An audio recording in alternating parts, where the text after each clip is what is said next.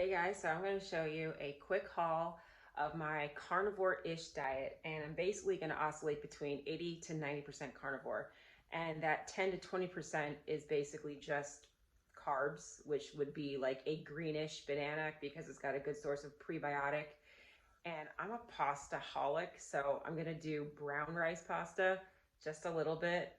But I figured, you know what, 10 to 20% of a good carb is not the end of the world. But of course, the brown rice would be up for major debate in the carnivore community.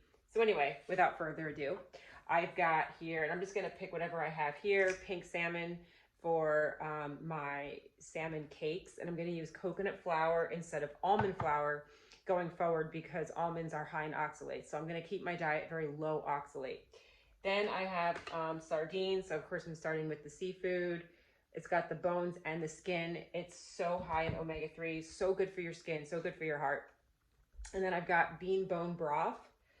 And then I have organic chicken drumsticks. I got a few packs of those. And then I have some packs of ground beef. You can't go wrong with that. Unfortunately, there was one that has, it's like 90% lean, which I'm not a fan of, like the lean cut. So I'll just add some beef tallow for extra fat.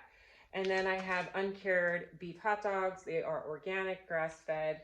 And of course, I forgot to buy eggs, which is paramount to the carnivore diet. But it's okay. They didn't have pasture raised anyway. So I'll go back to the store and get some pasture raised eggs. And I've already got lots of grass-fed butter. So that's my haul in a nutshell. And yeah, I'll talk to you guys soon.